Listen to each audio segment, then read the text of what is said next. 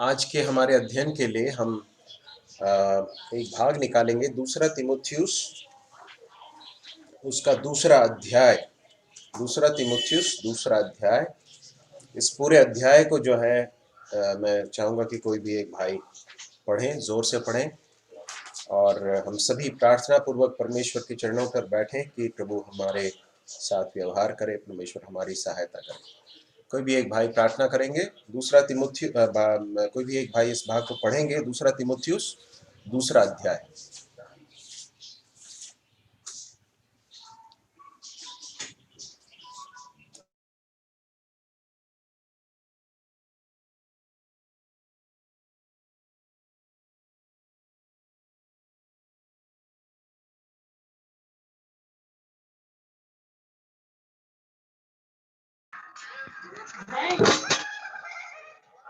इसलिए हे प्रभु, हे मेरे पुत्र, तो उस अनुग्रह से जो मसीह यीशु में है बलवंत हो जा, और जो बातें तूने बहुत से गवाहों के सामने मुझसे सुनी है उन्हें विश्वासी मनुष्यों को सौंप दे, जो दूसरों को भी सिखाने की योग्य हूँ। मसीह यीशु के अच्छे योद्धा के समान मेरे साथ दुख उठा। जब कोई योद्धा लड़ाई पर जाता है तो इसलिए इसलिए कि अपने भर्ती करने वाले को प्रसन्न करे, अपने आप को संसार के कामों में नहीं फंसाता। फिर अखाड़े में लड़ने वाला यदि विधि के अनुसार ना लड़े तो मुकुट नहीं पाता। जो किसान परिश्रम करता है, फल का अंश पहले उसे मिलना चाहिए। जो मैं कहता हूँ उस पर ध्यान दे, और तुझे सब बातों की समझ देगा।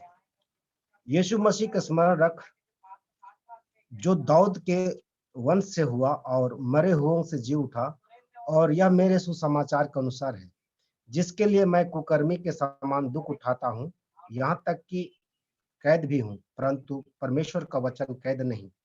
इस कारण मैं चुने हुए लोगों के लिए सब कुछ सहता हूँ, कि वे भी उस उद्धार को जो मसीह यीशु में है अनंत महिमा के साथ पाएं।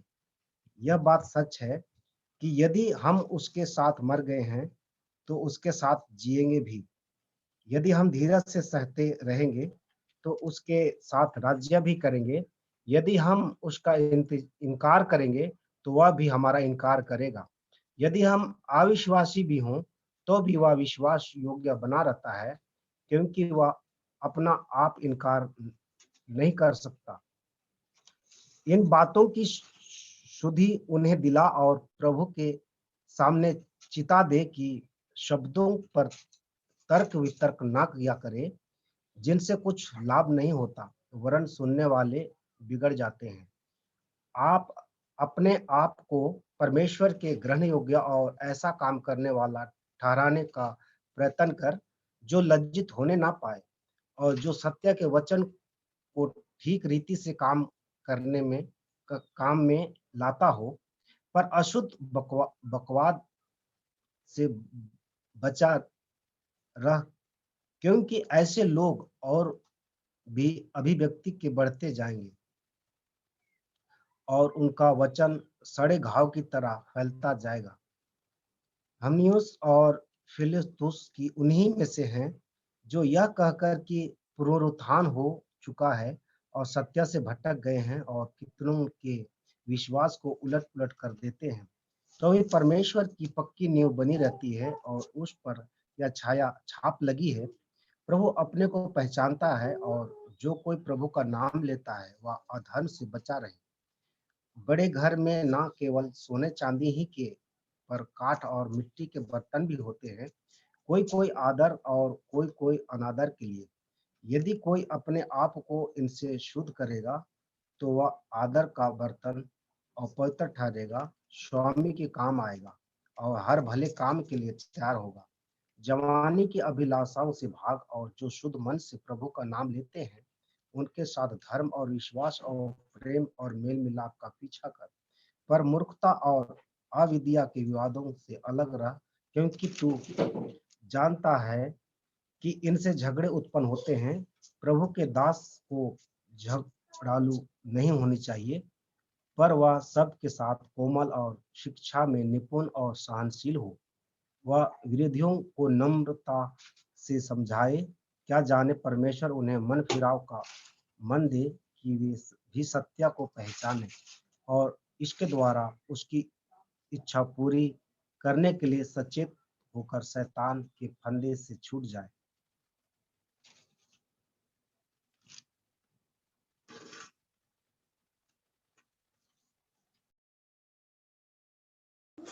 जिस भी आप म्यूटेड हो। ओके, धन्यवाद। जिस भाग को हमने पढ़ा उस भाग के ऊपर परमेश्वर अपने आशीष को दे, हमारे लिए ये प्रभु के मनसा को जानने का एक कारण बन सके। ये इस प्रार्थना के साथ हम बैठें। तिमुथियुस की ये जो पत्री है, पहली पत्री और दूसरी पत्री, ये प्रेरित पौलुस तिमुथियुस को लिख रहे हैं और तिमुथियुस को व्यक्तिगत रूप से बहुत सारी चीज़ों के बारे में सिखाते हुए, स्मरण दिलाते हुए बहुत ही एक व्यक्तिगत एक पत्र है। और इस लिहाज से तिमुथियुस को कलीसिया के नेतृत्व के लिए तैयार करने के लिए, उसे और भी प्रभावशाली बनाने के लिए, उस उद्देश्य के साथ, और बहुत सारी चीज़ें जिन्हें ठीक करने की ज़रूरत थी, उन चीज़ों को ठीक करने के उद्देश्य के साथ प्रेरित पौलुस इस पत्र को तिमुथियुस को लिखते हैं। और यदि हम इसके दूसरे अध्याय को देखें तो प्रेरित पौलुस यहाँ पर यदि आपके बाइबल में यदि शीर्षक है तो वहाँ पर ऐसा लिखा हुआ है, मसीह यीशु का स्वामी, भक्त, सैनिक, उत्तम कारीगर, और इस तरह के कुछ शब्दों को हम देख सकते हैं। तो मैंने इस संदेश को जो है एक प्रभावशाली अगुवे के लिए पौलुस के निर्देश, इस तरह से इसको शीर्षक दिया है। आपके साथ मैं इसे शेयर करूंगा। प्रार्थना के साथ बैठें कि परमेश्वर हमारी सहायता करे।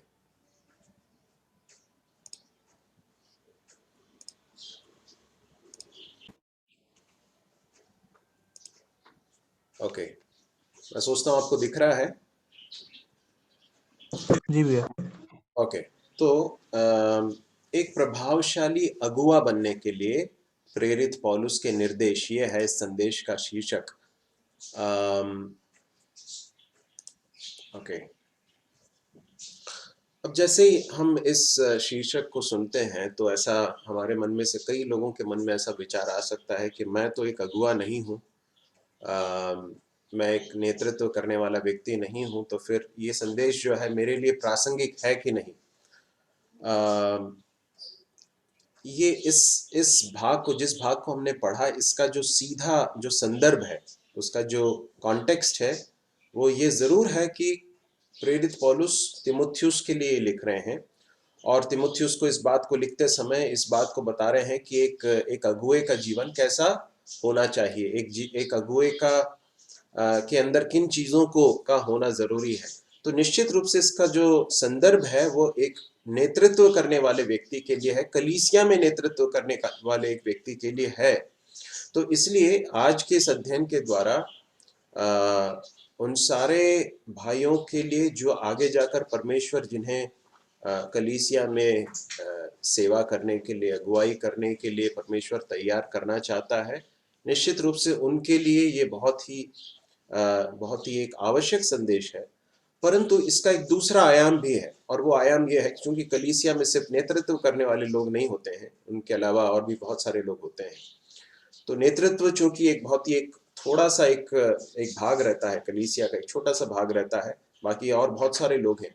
परंतु अगुवाई या लीडरशिप जो है, नेतृत्व जो है, उस शब्द को यदि हम एक व्यापक रूप से अगर उसको परिभाषित करने की कोशिश करें, डिफाइन करने की कोशिश करें, समझने की कोशिश करें, तो हम ऐसे समझ सकते हैं कि जो भी व्यक्ति दूसरों के ऊपर प्रभाव डालता है उसे हम एक अगुवे के रूप में देख सकते हैं। Any person who makes an impact on others is a leader to that person. तो हम में से बहुत सारे लोग हैं जिनके जीवन, हम में से ज्यादातर लोगों का जीवन जो है वो लोगों के ऊपर प्रभाव डालता है। हम चाहें या न चाहें, हमारा जीवन दूसरे लोगों के ऊपर प्रभाव डालता है। तो भले ही हम में से अधिकांश लोग कलीसिया में अगुवाई करने वाले या नेतृत्व करने वाले भले ही ना हो, परंतु इस बात में कोई दो मत नहीं है कि हम सबके जीवन लोगों के ऊपर प्रभाव डालते हैं। उदाहरण के लिए यदि हमारी कलीसिया में जो बहनें हैं, आपके प्रभाव का एक क्षेत्र है ना, परिवार में आपके प्रभाव का एक क्षेत्र है। बच्चे हैं जिनके ऊपर आप प्रभाव डालते हैं, जिनके लिए आपका जीवन एक अगुवाई का जीवन है, एक नेतृत्व का कार्य आपको दिया गया है, उनको प्रभाव, उनके ऊपर प्रभाव, अपने बच्चों के ऊपर प्रभाव डालने के लिए। जो बूढ़ी स्त्रियां हैं, बुजुर्ग स्त्रियां हैं, पौलुस उनसे कहता है कि जवान स्त्रियों को सिखा। तो स्त्रियों को भी जो है दूसरे अपने से उम्र में कम स्त्रियों के ऊपर एक प्रभाव डालने के लिए, उनको सही नेतृत्व देने के लिए परमेश्वर का वचन सिखाता है। इसी तरह से हम में से जितने पुरुष हैं, परमेश्वर ने हमें अपने परिवार दिए हैं और हमारे बच्चे दिए हैं, उनके ऊपर नेतृत्व करने का बड़ा दायित्व परमेश्वर ने हमें सौंपा है। हम बहुत सारे लोगों के संपर्क में आते हैं, कलीसिया में और कलीसिया के बाहर बहुत सारे लोगों के ऊपर हमारे जीवन का प्रभाव पड़ता है। और इसलिए ये जो संदेश है, मैं सब आरंभ में इस बात को बताना चाहता हूं कि ये हम सब के लिए बहुत ही रेलेवेंट है, प्रासंगिक है। प्रेरित पौलुस इस अध्याय में तिमुथियुस को यह सिखाना चाहते हैं कि तिमुथियुस, यदि तू एक प्रभावशाली अगुवा बनना चाहता है, यदि तेरे जीवन के द्वारा तू लोगों के ऊपर एक अनंतता का प्रभाव डालना चाहता है, तो उन्हें सही रीति से नेतृत्व करना चाहता है, तो फिर कुछ निर्देश हैं जिसका तुझे पालन करना होगा। तो हम इस अध्याय से उन चीजों को देखने की कोशिश करेंगे। तो यदि आप इस संदेश की रूपरेखा को यदि आप देखें, मैं पहले आपके सामने से इसलिए रख रहा हूं ताकि आपको समझ में, आपको पहले से मालूम हो कि मैं इस संदेश में किन बातों के ऊपर आपके साथ बात करना चाहता हूं। तो सबसे पहली बात, प्रेरित पौलुस कहता है कि तिमुथियुस से कहता है कि बलवंत हो जा, बी स्ट्रॉन्ग, है ना, बलवंत हो जा। और उसके बाद हम देखेंगे कि प्रेरित पौलुस बताता है तिमुथियुस को कि किस तरह से एक बलवंत अगुवा दिखाई देता है, या बलवंत अगुवा किस तरह से दिखाई देता है, how does a strong leader look like. और उसके लिए कुछ शब्दों का प्रयोग करता है। एक है योद्धा, दूसरा है अखाड़े में लड़ने वाला, तीसरा है किसान, चौथा है उत्तम कारीगर, और पांचवा है बर्तन। तो इस तरह से 5 शब्दों का प्रयोग करता है। अंग्रेजी में इस रूपरेखा को मैंने दिखाया है, तो यदि आप, कुछ लोग अगर इंग्लिश में नोट कर रहे हैं तो मैं आपको बताऊंगा। तो योद्धा है, अखाड़े में लड़ने वाला है, किसान है, उत्तम कारीगर है, और बर्तन है। ठीक है। और उसके बाद फिर बताता है प्रेरित पौलुस की बलवंत बनने का मार्ग क्या है, या तरीका क्या है, what is the way to become strong. और चौथी बात प्रेरित पौलुस बताता है कि प्रभावशाली अगुवे के कुछ और लक्षण क्या होते हैं। और उसमें प्रेरित पौलुस बताता है कि उसके अंदर एक सीखने वाला हृदय होता है, और दूसरी बात, वह अगले नेतृत्व को तैयार करता है। ठीक है। तो ये है संदेश की रूपरेखा। अंग्रेजी में सबसे पहले वो कहता है कि बी स्ट्रॉन्ग, फिर वो दिखाता है कि एक स्ट्रॉन्ग, एक लीडर, एक स्ट्रॉन्ग व्यक्ति, एक मजबूत व्यक्ति, एक बलवंत व्यक्ति किस तरह से दिखाई देता, how does a strong person look like, और how does a strong leader look like. So there are few words, soldier, athlete, farmer, workman, vessel. उसके बाद पौलुस बताता है कि किस तरह से मजबूत हुआ जा सकता है प्रभु के अनुग्रह से, through the grace that is in Christ Jesus. Few more features of an effective leader, a heart that is ready to learn always, and secondly he prepares leaders for the future. ठीक है। हम एक एक करके इसे देखने की कोशिश करेंगे। सबसे पहले पद को हम पढ़ेंगे। मैं आपके लिए उसे पढ़ लेता हूं। इसलिए है मेरे पुत्र, तू उस अनुग्रह से जो मसीह यीशु में है बलवंत हो जा। सबसे पहली बात जो प्रेरित पौलुस तिमुथियुस को बताता है वो यह है कि तिमुथियुस, यदि तू चाहता है, यदि तेरी इच्छा है कि तू लोगों के ऊपर प्रभावशाली रूप से नेतृत्व कर सके, अगुवाई कर सके, तो सबसे पहली बात जो जरूरी है वो यह है कि तू बलवंत हो जा, that you would become strong. Strong होना बहुत ही महत्वपूर्ण है, या बलवंत होना अत्यंत महत्वपूर्ण है एक प्रभावशाली नेतृत्व के लिए, है ना। It is very essential to become strong in order to be effective. देखिए, जो मजबूत नहीं है वो प्रभावशाली नहीं हो सकते। ये दोनों शब्दों को एक साथ समझने की जरूरत है, इसलिए मैंने अंडरलाइन करके रखा। यदि आप प्रभावशाली बनना चाहते हैं तो बलवंत होना बहुत ही महत्वपूर्ण है। बिना बिना बलवंत हुए, बिना स्ट्रांग हुए हम इफेक्टिव नहीं हो सकते हैं, प्रभावशाली नहीं हो सकते हैं। तो बलवंत अगुआ कैसा दिखाई देता है प्रेरित पौलुस, इसके लिए कुछ शब्दों का कुछ चित्रों का प्रयोग यहाँ पर करते हैं। तो आपके सामने ये चित्र भी हैं। पहला है योद्धा का चित्र है, फिर जो है अखाड़े में लड़ने वाला है, और उसके बाद है उत्तम कारीगर, फिर है एक किसान, और पांचवा है बर्तन। तो पांच शब्दों का, पांच चित्रों का प्रेरित पौलुस यहां पर उपयोग करते हैं। एक बलवंत अगुआ या एक इफेक्टिव लीडर, यदि हमारे जीवन के द्वारा हम चाहते हैं कि लोगों के जीवन बदलें, लोगों के जीवन पर आशीष हो, हमारे जीवन के द्वारा अनंतता का प्रभाव हो, तो ये बहुत ही महत्वपूर्ण है प्रिय भाई और बहनों, कि इन चित्रों से प्रेरित पौलुस हमें जिन सच्चाइयों को सिखाना चाहते हैं उसे हम समझ सकें। तो हम देखेंगे सबसे पहले चित्र को, जिसे हम पद 3 में पढ़ते हैं। पद 3 को यदि हम पढ़ें तो वहां पर ऐसा लिखा है, मसीह यीशु के अच्छे योद्धा के समान मेरे साथ दुख उठा। उसके बाद चौथे पद में, जब कोई योद्धा लड़ाई पर जाता है तो इसलिए कि अपने भर्ती करने वाले को प्रसन्न करे, अपने आप को संसार के कामों में नहीं फंसाता। तो सबसे पहला चित्र है योद्धा का। एक हर मसीह विश्वासी को इस बात को समझने की जरूरत है कि मैं एक योद्धा हूं। मैं खेल के मैदान में नहीं हूं, मैं युद्ध के मैदान में हूं। और विशेषकर जो अगुए हैं, जो नेतृत्व करने वाले लोग हैं, उन्हें इस बात को समझने की बहुत ही जरूरत है कि मैं किसी खेल में नहीं हूं। I am not in a game, परंतु मैं किस में हूं? मैं एक बहुत भयानक युद्ध में लिप्त हूं, शामिल हूं। I am involve in a very fierce warfare. बहुत ही एक ऐसी लड़ाई में मैं शामिल हूं जिसमें आर पार की लड़ाई चल रही है।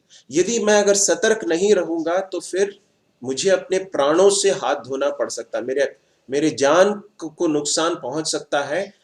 इस एक मनोभाव के साथ हर विश्वासी को, और विशेषकर नेतृत्व करने वाले लोगों को, और मैं जब नेतृत्व कह रहा हूं तो मैं उसके कलीसियाई नेतृत्व के बारे में तो कह ही रहा हूं, साथ साथ में उसका जो व्यापक अर्थ है, जो मैंने पहले आपको बताया। यदि आपके जीवन से आप चाहते हैं दूसरों के जीवन पर प्रभाव पड़े, तो जरूरी है कि इन सारी चीजों का ध्यान रखें। तो सबसे पहली बात पे प्रेरित पौलुस बताता है कि एक योद्धा के समान बनना जरूरी है। एक योद्धा का मनोभाव रखना बहुत ही जरूरी है। यदि हम पहला पतरस 4 अध्याय उसके पहले और दूसरे पद को पढ़ें तो वहां पर हम समझ सकते हैं कि एक योद्धा का मनोभाव कैसा होता है। कोई पढ़ लेंगे उसे? पहला पतरस 4 का 1 और 2, जिसे मिलता है। जबकि पढ़ लीजिए।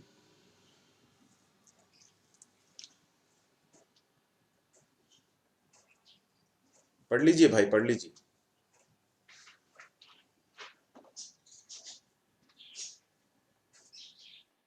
इसलिए जबकि मसीह ने शरीर में होकर दुख उठाया, तो तुम भी उसी मनसा को हथियार के समान धारण करो, क्योंकि जिसने शरीर में दुख उठाया वह पाप से छूट गया। आगे पढ़ना है। बस, हाँ, दूसरा पद भी पढ़ लीजिए। ताकि भविष्य में अपना शेष शारीरिक जीवन मनुष्यों की अभिलाषाओं के अनुसार नहीं, वरन परमेश्वर की इच्छा के अनुसार व्यतीत करें। धन्यवाद भाई। पतरस यहां पर बताता है कि किस तरह का मनोभाव या किस तरह की एक मानसिकता हमारे अंदर होनी चाहिए। जब प्रेरित पौलुस बताता है कि अच्छे योद्धा के समान दुख उठा, सबसे पहला शब्द यदि वहां पर यदि आप देखें तीसरे पद में, दूसरा तिमुथियुस दूसरे अध्याय के तीसरे पद में हम पढ़ते हैं, एक अच्छे योद्धा के समान मेरे साथ दुख उठा। देखिए, एक योद्धा या एक सैनिक जो है, उसका जीवन आसान नहीं रहता, उसका जीवन दुख से और तकलीफ से भरा हुआ एक जीवन रहता है, यह उसके जीवन का एक भाग होता है। उसके लिए दुख उठाना कोई अस्वाभाविक बात नहीं होती है, कोई अजीब बात नहीं होती जिसको देखकर वो अचानक कहने लगता अरे यार ये कैसी बड़ी परेशानी है। नहीं, यदि आपने सेना में अपने आप को भर्ती कर दिया है तो आपने इस बात के लिए स्वीकृति दी है, आपने इस बात को मान लिया है कि मैंने अपने आप को दुख उठाने के लिए, तकलीफ से होकर जाने के लिए दे दिया है। तो प्रेरित पौलुस कहता है तिमुथियुस से कि एक अच्छे योद्धा के समान मेरे साथ दुख उठा। ठीक है, अब पतरस क्या कह रहा है? पतरस ये कहता है कि मसीह ने शरीर में होकर क्या किया? दुख उठाया। ठीक है, दुख उठाया, तो तुम भी उसी मनसा को हथियार के समान धारण कर लो। देखिए, आप यहां पर जिस चित्र को देख रहे हैं, आप देख रहे हैं कि जो योद्धा होते हैं, सैनिक होते हैं, वो निहत्थे नहीं जाते हैं युद्ध पर। जब युद्ध में जाते हैं, आपने सुना होगा कि पिछले दिनों भारत और चीन के सैनिकों के बीच में कुछ झड़प हुई थी, कुछ सैनिकों की, भारत के सैनिकों की मृत्यु भी हुई थी, और ऐसा बाद में मालूम पड़ा कि वे निहत्थे थे। और उसके कुछ कारण हैं, उसमें हम नहीं जा रहे हैं क्यों निहत्थे थे, परंतु किसी भी सैनिक के लिए शस्त्रों से या हथियारों से लैस होकर रहना बहुत ही महत्वपूर्ण है। बिना हथियार के एक सैनिक जो है, एक प्रभावशाली रूप से अपने कार्य को नहीं कर सकता। वो अपनी सुरक्षा नहीं कर सकता है और अपने देश की सुरक्षा नहीं कर सकता। इसलिए बहुत ही महत्वपूर्ण है कि हम एक सैनिक का, एक योद्धा का मनोभाव रखें और अपने हथियार को पहन ले। इफिसियों उसके 6वें अध्याय में यदि हम देखें तो प्रेरित पौलुस वहां पर बताता है कि परमेश्वर के संपूर्ण हथियार को पहन लो। क्यों पहनना है? क्योंकि हमारा युद्ध चल रहा है, हम युद्ध में हैं, हम खेल के मैदान में नहीं है, हम युद्ध के मैदान में हैं। हमारा युद्ध चल रहा है। किसके साथ चल रहा है? संसार के लोगों के साथ नहीं, मनुष्यों के साथ नहीं, परंतु हमारा युद्ध चल रहा है शैतान के साथ और उसकी सेनाओं के साथ। हमारा युद्ध है पाप के साथ। और इसलिए जरूरी है कि हर विश्वासी और विशेषकर नेतृत्व करने वाले लोग एक योद्धा का मनोभाव धारण करें। वो कहता है हथियार के समान धारण कर लो। किसको? उसी मनसा को, उसी मनोभाव को, दुख उठाने के मनोभाव को एक हथियार के रूप में। देखिए, यदि एक सैनिक, यदि एक योद्धा दुख उठाने को या तकलीफ को अगर स्वीकार करने के लिए तैयार नहीं है तो वो उस कार्य को कर ही नहीं सकता है। और इसलिए बहुत ही महत्वपूर्ण है कि वो अपने मन को तैयार कर ले कि मैं, इस काम में तकलीफ है, इस काम में बड़ी परेशानियां हैं, दुख हैं, और उस मनोभाव को जब एक्सेप्ट कर लेता है, स्वीकार कर लेता है, तो उसके लिए वो एक बड़े हथियार के रूप में काम करता है। वो उसको क्षीण होने से, कमजोर होने से बचाता है। तो यहां पर लिखा है, प्रेरित पौलुस कहता है कि एक सैनिक का मनोभाव रखना है, हथियार उठाना है, हथियार को धारण करना है। किस तरह के हथियार को धारण करना है? और यह हथियार जो है किस उद्देश्य के लिए है? प्रेरित पौलुस वो बताता है, जिसने शरीर, प्रेरित पतरस बताते हैं, जिसने शरीर में दुख उठाया वह पाप से छूट गया ताकि भविष्य में अपना शेष शारीरिक जीवन मनुष्यों की अभिलाषाओं के अनुसार नहीं वरन परमेश्वर की इच्छा के अनुसार व्यतीत करे। पाप के साथ संघर्ष चल रहा है। हमारा संघर्ष शैतान के साथ है और शैतान अंततः हमें पाप में गिराकर हमें निष्क्रिय, निष्प्रभावी बनाना चाहता है। और इसलिए बहुत ही महत्वपूर्ण है कि हम एक सैनिक का मनोभाव की मनसा धारण करके दुख उठाने को हमारे जीवन के एक भाग के रूप में स्वीकार करके दुख उठाएं। अब जब प्रेरित पतरस इस बात को कह रहा है, मैं आपका ध्यान जो है एक भाग की ओर ले जाना चाहता हूं। हम इब्रानियों की पुस्तक को यदि हम देखें, इब्रानियों की पुस्तक उसके 12वें अध्याय में आ जाइए।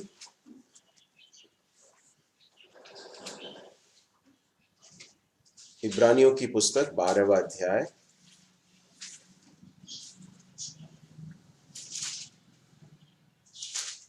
उसके दूसरे पद से लेकर चौथे पद तक को ही पढ़ लीजिए।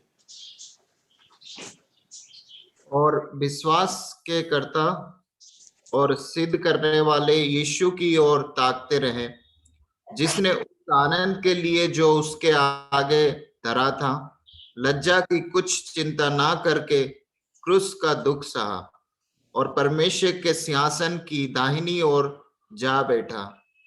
इसलिए उस पर ध्यान करो, जिसने अपने विरोध में पापियों का इतना विरोध सह लिया कि तुम निराश होकर साहस ना छोड़ दो।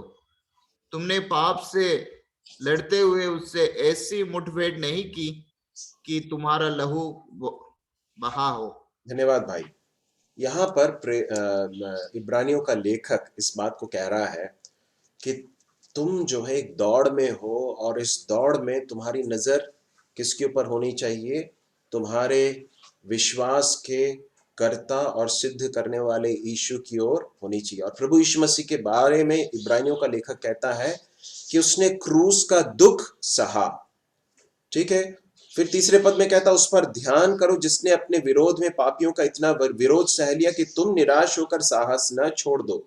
और फिर चौथे पद में कहता तुमने पाप से लड़ते हुए उससे ऐसी मुठभेड़ नहीं की कि तुम्हारा लहू बहा हो।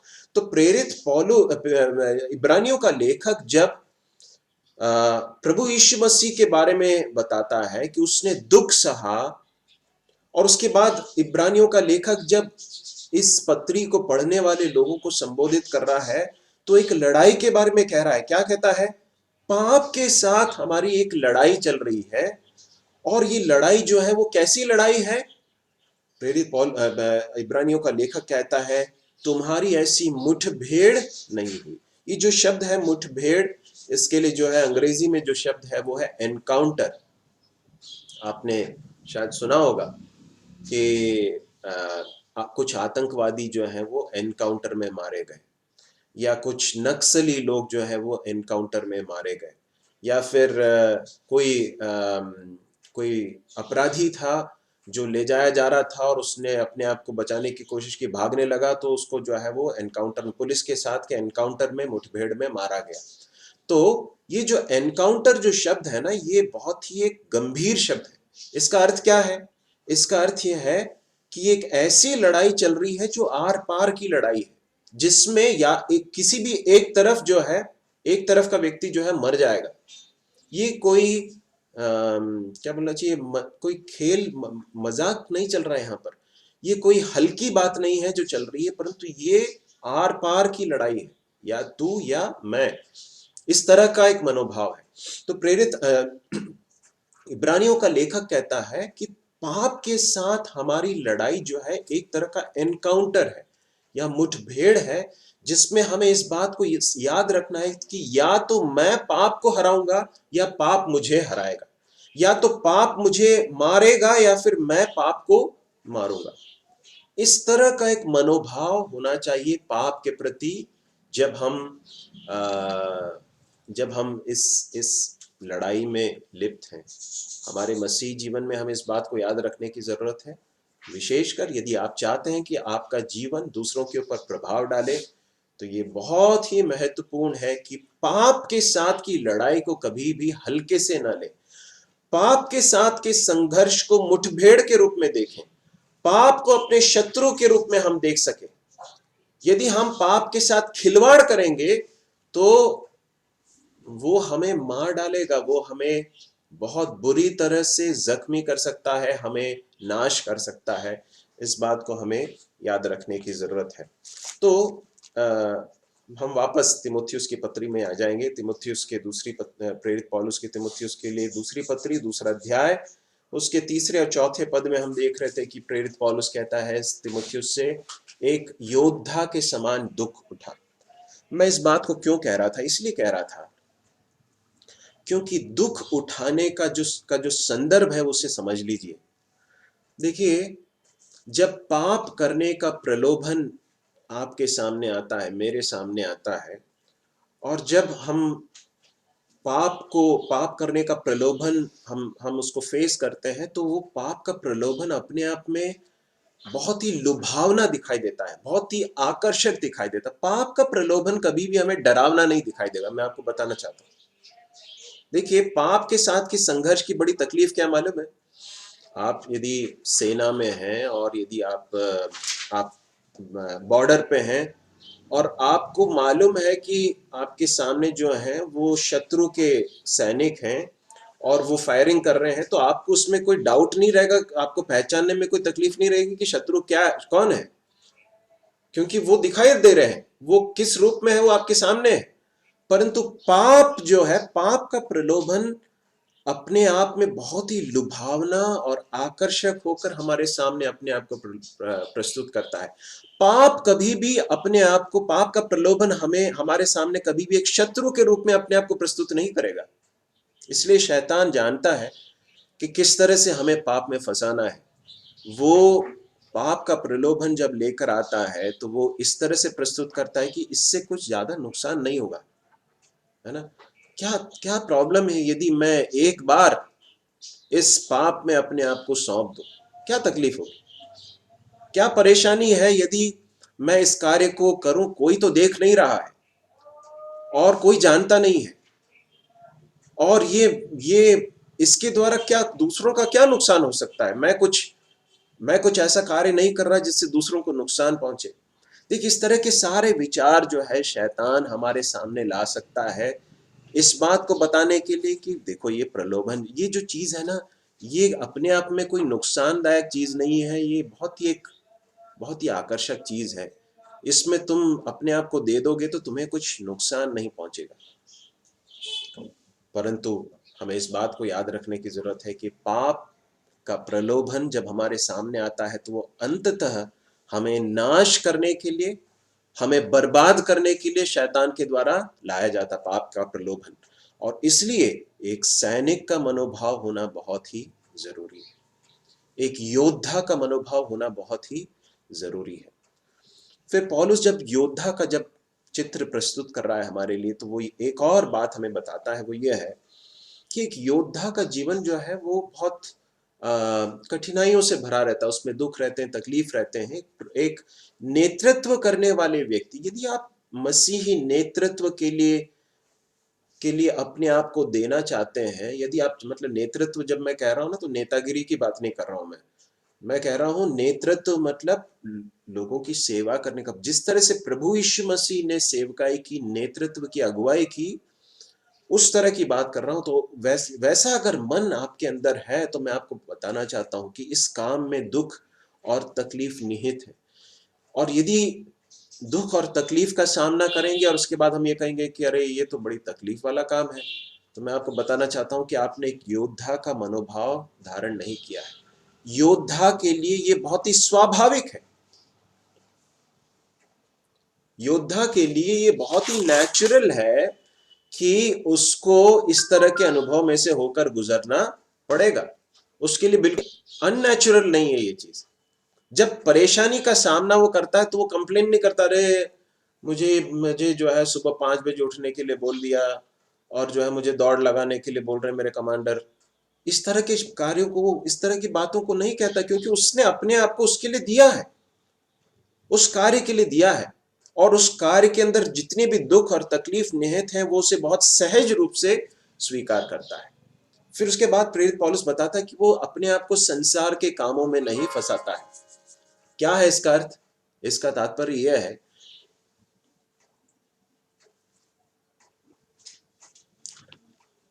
मेरी आवाज आ रही है क्या? अटक रही है बीच बीच में अभी। ओके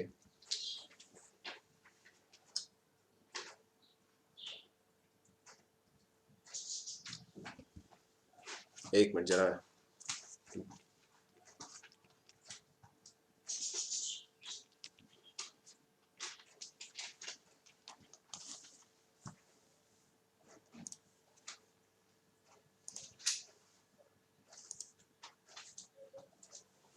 ओके अभी ठीक है क्या? हाँ जी। ओके तो प्रेरित पौलुस बताता है कि वो अपने आप को संसार के कामों में नहीं फंसाता है। क्या है इसका अर्थ? इसका अर्थ यह है कि एक योद्धा या एक सैनिक को उसको मालूम है कि उसकी प्राथमिकताएं क्या है, उसकी प्रायोरिटीज क्या है। उसकी प्राथमिकता में सबसे बड़ा क्या है मालूम है? सबसे ऊंची प्राथमिकता क्या है? वो यह है कि मुझे अपने कमांडर को, अपने भर्ती करने वाले को प्रसन्न करना है। वो है उसके जीवन का लक्ष्य, वो है उसके जीवन की सबसे बड़ी प्राथमिकता। वो अपने प्राथमिकताओं को सेट करता है। उसको मालूम है कि उसके जीवन के लिए सबसे ज्यादा महत्वपूर्ण क्या है, उसके बाद कौन सी बात महत्वपूर्ण है, उसके बाद कौन सी चीजों को उसको करना है। देखिए, अपने जीवन में हम बहुत सारी चीजें कर सकते हैं, परंतु यदि आप चाहते हैं कि आप प्रभावशाली बने तो आपको अपने जीवन की प्राथमिकताओं को निर्धारित करना होगा कि आपके लिए सबसे महत्वपूर्ण क्या है। और उसके बाद प्राथमिकताओं का एक क्रम बहुत ही जरूरी है। यदि हम ऐसा नहीं करेंगे तो हम ऐसे अपने आप को बहुत सारी ऐसी चीजों में फंसा लेंगे जो कि ज्यादा महत्वपूर्ण नहीं है। एक सैनिक के लिए संसार के कामों में अपने आप को वो उलझाता नहीं है। वो अपने आप को इस तरह से ट्रेन करता है, वो अपने प्राथमिकताओं को इस तरह से निर्धारित करता है कि उसका सबसे बड़ा जो लक्ष्य है वो पूरा होना चाहिए। और वो क्या है? अपने कमांडर को प्रसन्न करना, उसके आज्ञाओं का पालन करना।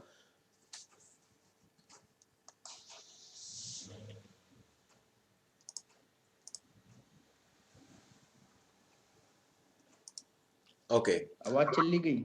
ओके अभी आ रही है? अभी आने लग गई। ठीक है। तो उसके जीवन का लक्ष्य एक ही है कि मुझे अपने कमांडर को प्रसन्न करना है। योद्धा के जीवन में एक और चीज जो हम देख सकते हैं वो ये है कि उसका जीवन बहुत ही अनुशासन से भरा हुआ जीवन होता है। वो समय पर उठता है, समय पर सोता है, समय पर भोजन करता है, व्यायाम करता है, समय पर आराम भी करता है। ये सारी चीजें जो है एक अनुशासित सिपाही के जीवन में होती है। और यदि हम चाहते हैं कि हमारे जीवन के द्वारा लोगों के ऊपर प्रभाव पड़े तो बहुत जरूरी है कि हम अपने जीवन को अनुशासित करें। अनुशासनहीन एक व्यक्ति लोगों के जीवन पर प्रभाव नहीं डाल सकता है। ये बहुत ही अनहोना है कि एक व्यक्ति जो है, जो अपने समय को किसी भी तरह से उपयोग करता है, जब उसको समय मिलता है, जब उसे अपनी प्राथमिकताओं के अनुसार जो महत्वपूर्ण कार्य करना है वो करने के बजाय वो मोबाइल देखता रहता है, या फिर जो है वो इधर उधर टल्ले खाता फिरता है, कभी भी कहीं भी जाकर कुछ भी खाता रहता है और व्यायाम नहीं करता है, आराम नहीं करता है, अपने समय का सदुपयोग नहीं करता है। यदि ऐसा एक जीवन यदि वो व्यक्ति व्यतीत कर रहा है तो मैं आपको बताना चाहता हूँ उसके जीवन का लोगों के ऊपर प्रभाव ज्यादा नहीं होगा। इसलिए बहुत ही जरूरी है एक योद्धा का मनोभाव, एक योद्धा के समान अपने आप को अनुशासित करना, डिसिप्लिन करना। और सातवीं बात यह है कि एक योद्धा अपने शत्रु को पहचानता है, अपनी आत्मरक्षा करता है और आक्रमण हेतु अपने आप को सदैव प्रशिक्षित करते रहता है। एक योद्धा जो है, एक सैनिक जो है, उसके लिए बहुत ही अहम बात है, महत्वपूर्ण बात है कि वो अपने शत्रु को पहचाने। यदि वो शत्रु को पहचानेगा ही नहीं तो आक्रमण कैसे करेगा? यदि वो सामने किसी व्यक्ति को देखता है और अगर उसको मालूम ही नहीं कि सामने वाला शत्रु है और उसके ऊपर वार करने वाला है तो वो उस युद्ध में अपने जान से हाथ धो बैठेगा। इसलिए बहुत ही जरूरी है कि हम अपने शत्रु को पहचाने। मैं आपको बताना चाहता हूँ, इफिसियों 6वें अध्याय में प्रेरित पौलुस हमें स्मरण दिलाते हैं कि हमारा शत्रु कौन है। कई बार शैतान जो हमारा शत्रु है वो इस बात को हमारे नजरों से हटा देना चाहता है कि वो है हमारा शत्रु, और वो हमारे सामने हमारे भाइयों को, बहनों को, हमारे साथ काम करने वाले लोगों को, उन लोगों को हमारे शत्रु के रूप में प्रस्तुत कर देता है। और इसलिए हम उनके साथ लड़ने लगते हैं, उनके साथ संघर्ष करने लगते हैं, स्ट्रगल करने लगते हैं, जबकि हमें पहचानने की जरूरत है कि हमारा असल शत्रु कौन है। तो एक अच्छा योद्धा शत्रु को जल्दी पहचान लेता है और उसके बाद क्या करता है, वह स्वयं को आत्मरक्षा के लिए, आत्मरक्षा मतलब डिफेंस के लिए, आत्मरक्षा अपने खुद की रक्षा के लिए, और आक्रमण के लिए मतलब ऑफेंस के लिए, इन दोनों चीजों के लिए वो क्या करता रहता है, अपने आप को प्रशिक्षित करते रहता है। अब मैं आपको बताना चाहता हूं, आप किसी भी देश के जो सैनिक होते हैं उनके लिए हमेशा रोज उनका एक शेड्यूल रहता है जिसमें उनको प्रशिक्षण में से होकर गुजरना पड़ता है। उनके लिए कुछ रेगुलर, कुछ क्या बोलना चाहिए, डिसिप्लिन की कुछ चीजें तो रहती हैं, उसके साथ साथ उनको बीच बीच में उनको ट्रेनिंग दिया जाता है, उनको ट्रेनिंग देते रहना पड़ता है, और उनको भी अपने आप को ट्रेन करते रहना पड़ता है ताकि जब युद्ध आ जाए, जब एक मौका आए, उस समय पर वे तैयार रहें।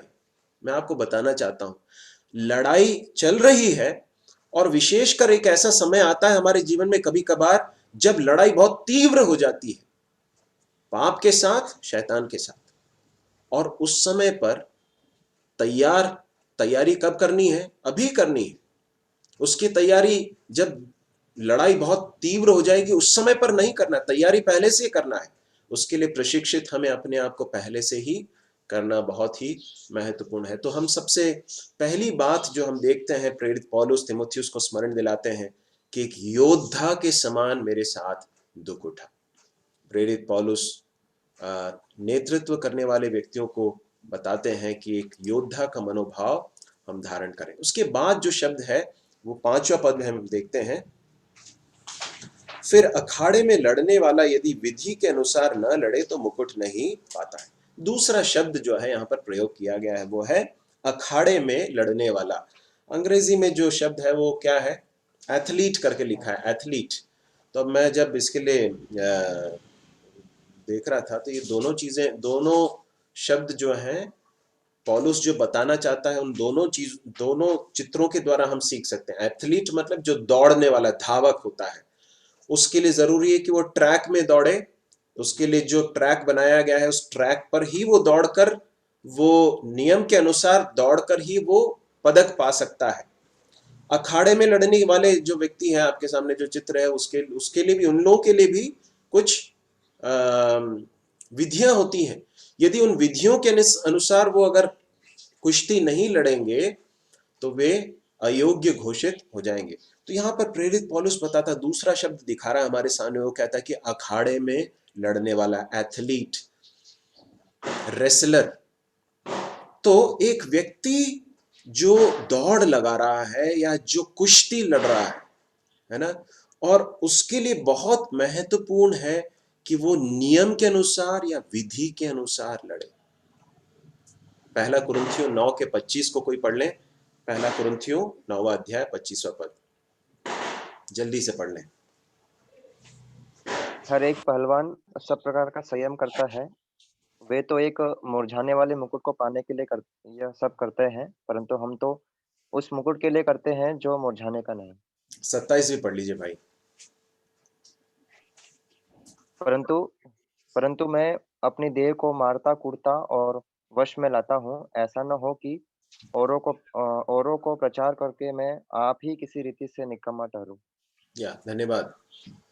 प्रेरित पौलुस बताता है कि वो खुद इस बात को समझता है कि वो एक कुश्ती लड़ रहा है ना, और इस कुश्ती में नियम के अनुसार लड़ना बहुत ही जरूरी है ना। और नियम क्या है हमारे लिए? जो रूल बुक क्या है? परमेश्वर का वचन है।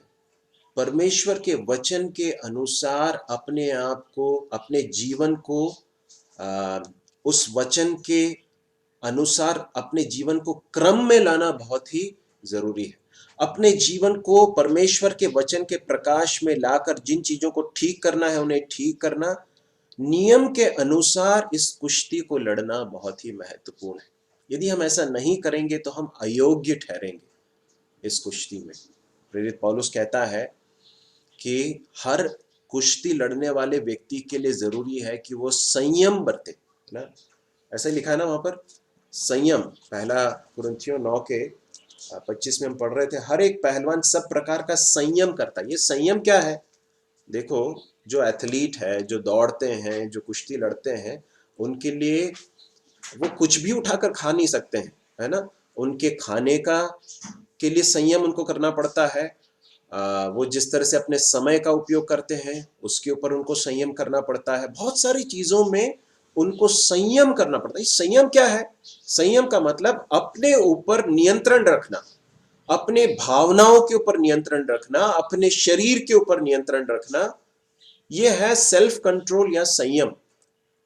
और आप जानते हैं गलातियों 5वें अध्याय में हम पढ़ते हैं कि ये संयम जो है पवित्र आत्मा का फल है। अपने सामर्थ्य से हम ऐसा नहीं कर सकते हैं। परमेश्वर के आत्मा से जितना हम भरपूर रहेंगे उतना अधिक हम संयम करना सीखेंगे, हम संयम कर पाएंगे। और प्रेरित पौलुस यहां पर बताता है कि पहलवान जब कुश्ती लड़ता है तो संयम करता है, सब प्रकार का संयम करता है। और उसके बाद फिर 26वें पद में कहता है, इसलिए मैं तो इस रीति से दौड़ता हूं परंतु लक्ष्यहीन नहीं, मैं भी इस रीति से मुक्कों से लड़ता हूं परंतु उसके समान नहीं, जो हवा पीटता वो लड़ता है। यदि रेसलर कुश्ती लड़ रहा है या बॉक्सर बॉक्सिंग कर रहा है, जब वो मुक्के मारता है तो वो हवा में नहीं मारता है। यदि हवा में मारेगा तो उसका कोई परिणाम नहीं निकलेगा। तो एक व्यक्ति जो संयम नहीं करता है वो मानो एक ऐसे कुश्ती लड़ने, एक ऐसे मुक्केबाज के समान है जो हवा में मुक्के मार रहा है। कुछ होगा क्या? कुछ नहीं होगा। विधियों के अनुसार लड़ने वाला एक पहलवान, अखाड़े में लड़ने वाला, वो है जो पदक को पाता है, जो योग्य ठहरता है। प्रेरित पौलुस 27वें पद में कहता है, मैं अपनी देह को मारता कूटता और वश में लाता हूं, ऐसा ना हो कि औरों को प्रचार करके मैं आप ही किसी रीति से निकम्मा ठहरूं। अब देखिए प्रेरित पौलुस क्या बता रहा है। प्रेरित पौलुस तिमुथियुस को, जब हम तिमुथियुस की पत्री पढ़ रहे थे, तिमुथियुस को नेतृत्व के बारे में बता रहा है। एक नेतृत्व करने वाला एक व्यक्ति कैसा होना चाहिए, अगुवाई करने वाला व्यक्ति कैसा होना चाहिए। और प्रेरित पौलुस कहता है, मैं नेतृत्व के कार्य में हूं, अगुवाई का कार्य जब करता हूं तो मैं अपने साथ क्या करता हूं, अपनी देह को मारता कूटता और वश में लाता हूं। मतलब यह है कि मैं अपने शरीर के अंगों को अपनी इच्छा के अनुसार मैंने खुला नहीं छोड़ दिया है। कुछ भी देखने के लिए, कुछ भी करने के लिए मैंने अपने शरीर को खुली तरह से छूट नहीं दे रखी है, नहीं, बल्कि मैं अपने शरीर के अंगों को मारता कूटता और वश में लाता हूं। या दूसरे शब्दों में, मैंने अपने शरीर को अपने नियंत्रण में रखने के लिए अपने आप को घोर अनुशासन में डाल दिया है। क्यों? ऐसा ना हो कि औरों को प्रचार करके मैं आप ही किसी रीति से निकम्मा ठहरूं। कितनी ही महत्वपूर्ण बात है मेरे प्रिय भाई और बहनों। हमारे लिए बहुत जरूरी है कि हम संयम बरतें, हर प्रकार का संयम बरतें, हर क्षेत्र में संयम बरतें। और उसके बाद हम वापस दूसरा तिमुथियुस उसके दूसरे अध्याय में आ जाएंगे और उसके बाद उसके 19वें पद में इसी से संबंधित एक पद है, जो 19वें पद को हम देखें, उसे पढ़कर हम फिलहाल समाप्त करेंगे। तो भी परमेश्वर की पक्की नींव बनी रहती है और उस पर यह छाप लगी है, प्रभु अपनों को पहचानता है और जो कोई प्रभु का नाम लेता है वो अधर्म से बचा रहे। विधि के अनुसार लड़ना, किस तरह से विधि के अनुसार लड़ना? अधर्म से बचा रहे। जो प्रभु का नाम लेता है वो अपने आप को अधर्म से दूर रखे। हम अय्यूब के बारे में पिछले दिनों सुन रहे थे ना, कि वो परमेश्वर का भय मानने वाला था और बुराई से दूर भागने वाला व्यक्ति था। परमेश्वर का भय मानने वाला बुराई से दूर भागेगा। ये दोनों चीजें एक दूसरे के साथ जुड़ी हुई हैं। यदि आप परमेश्वर से प्रेम करते हैं तो निश्चित रूप से अधर्म से दूर भागेंगे। प्रभु हमारी सहायता करे। हमने दो बातें देखी हैं। पहली बात हमने देखी कि हमें बलवंत होने की जरूरत है और प्रभावशाली होना है तो बलवंत होना जरूरी है। उसके बाद हमने देखा कि बलवंत होने के लिए हमें एक योद्धा के मनोभाव को रखने की जरूरत है और हमें एक अखाड़े में लड़ने वाले एक व्यक्ति के अनुसार, विधि के अनुसार लड़ने की जरूरत है। इसके द्वारा परमेश्वर के आत्मा ने हमें जो भी सच्चाइयां हम पर प्रकट की हैं, उन सच्चाइयों को अपने जीवन में लागू करने के लिए और उसके अनुसार जीने के लिए प्रभु हमारी सहायता करे। प्रभु ने चाहा तो आगे हम जब भी अगला अध्ययन करेंगे तो इसी टॉपिक को हम आगे जारी रखेंगे। प्रभु हमारी सहायता करे। परमेश्वर अपने वचन को आशीषित करके दे। कोई भी एक भाई प्रार्थना करके समाप्त करेंगे।